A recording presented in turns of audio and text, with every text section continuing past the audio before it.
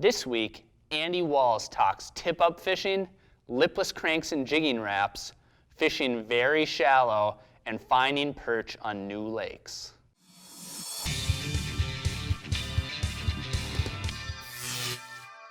Welcome to this week's episode of Ask the Buzz, the show where you send us your fishing questions and we answer them.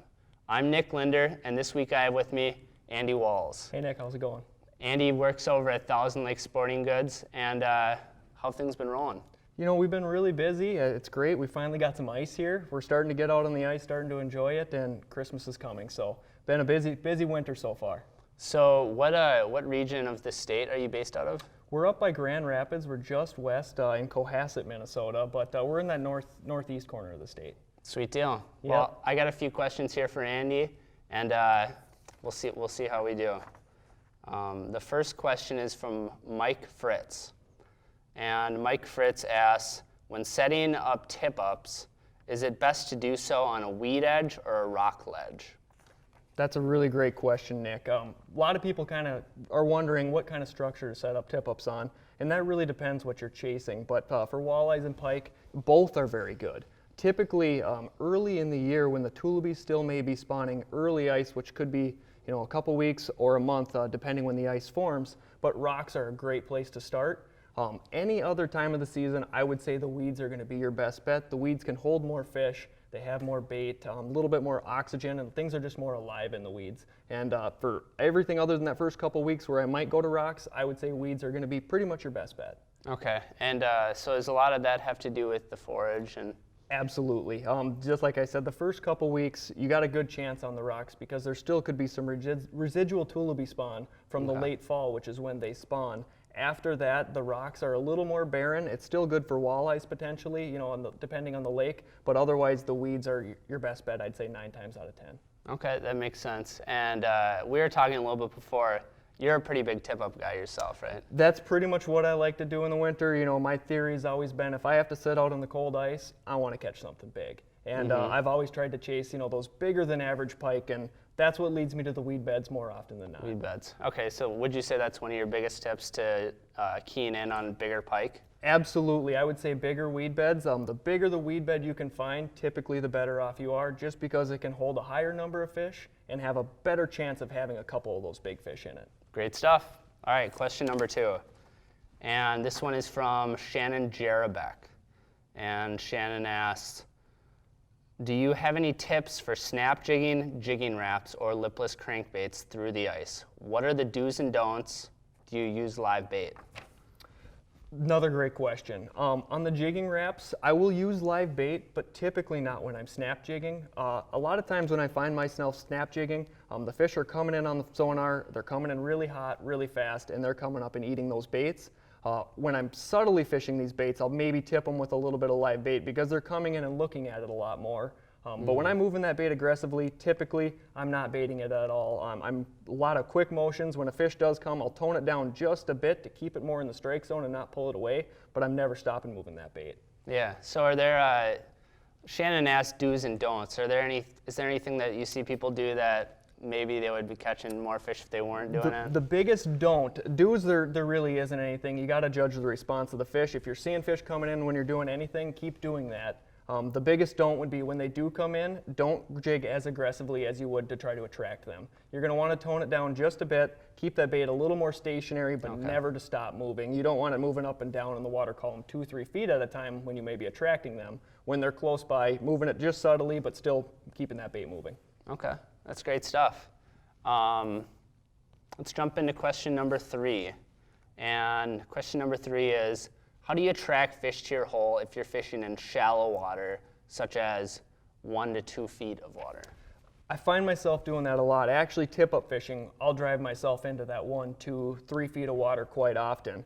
And during the middle of the day, it can be quite slow. The fish aren't swimming up there all the time, or they may be just laying off to the side, not aggressively feeding. A good way to attract fish into your area is going with a big bait, like a lipless crankbait or a blade bait, and jigging those aggressively, drawing some commotion, making some noise down there, getting some flash. Oftentimes when I'm tip-up fishing, I'll even drill 2 holes side by side put my live bait down one or a dead bait, whatever I prefer, and then I'll have a big ripping bait that I can go and jig next to it every once in a while, just to possibly attract something over to that area. Sure. The other thing in that shallow water is you do need to be quiet on foot. They can hear you a little bit up there, and if you are being loud, you can potentially spook some out a little bit there. That's great stuff. So this is sort of an interesting question. I mean, I would say probably a lot of anglers are like 1 to 2 feet. You know, that's interesting. So what are some of the when would you maybe be fishing in 1 to 2 feet? Typically, the best times to fish that shallow are very early and very late. Middle of the winter, you don't see it as much unless you have some good weed growth up there. That shallow water midwinter is pretty dormant unless there is some vegetation, something to keep the life up there. Otherwise, it's early and late when you're getting that runoff through the ice of new water potentially coming in. That's especially late, of course. Okay. Where early, it's just freshly frozen, and they could still be anywhere. The oxygen levels are still pretty high. Yeah, that's awesome. That makes sense. I guess we have time for one more question here, and this one is from John Spear. John asks, when targeting perch on a new lake, where do you start? And what types of tackle and bait do you use?